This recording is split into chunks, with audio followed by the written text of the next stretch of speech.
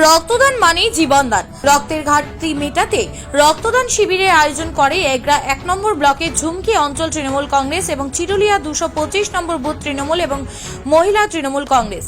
এদিন বেলার দিকে চিরুলিয়াতে আয়োজিত রক্তদান শিবিরের উদ্বোধন করেন এগরার বিধায়ক তরুণ কুমার মাইতি। তিনি বলেন, রক্তদান মানেই জীবনদান।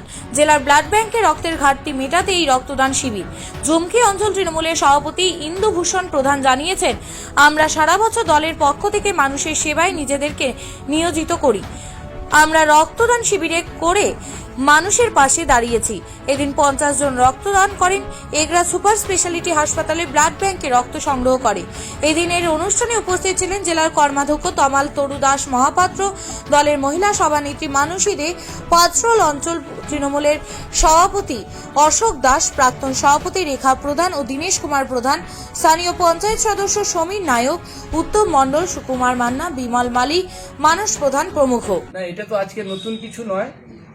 আমাদের নেত্রী বাংলার মমতাময়ী মা মুখ্যমন্ত্রী মমতা বন্দ্যোপাধ্যায় বিভিন্ন সময় দলের কর্মীদের নেতৃত্বদের নির্দেশ দেন যে রক্তদান শিবির করার জন্য, এবং সারা বছর আমরা মানুষের সঙ্গে থাকি, মানুষের পাশে থাকি। আমরা এই রক্তদান শিবির প্রতি বছরই করে থাকি, এবং তার একটাই কারণ, যাতে রক্তের অভাবে মানুষ কখনো মারা না যায়, যাতে মানুষের পাশে আমরা সর্বক্ষণ থাকতে পারি, তার একটা প্রয়াস। এই যে এখানে দেখা যাচ্ছে যে মহিলারা স্বতঃস্ফূর্তভাবে অংশগ্রহণ করেছেন, কি বলবেন?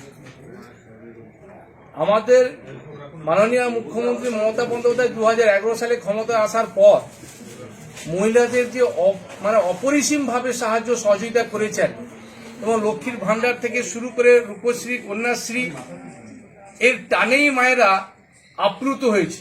তাই আজকে মায়েরাই সবচেয়ে বেশি রক্তদানে ব্রতী হয়েছে। এলাকার মানুষকে কি বলবেন? আন্তরিক শুভেচ্ছা, অভিনন্দন, ভালোবাসা জানাবো, শ্রদ্ধা জানাবো।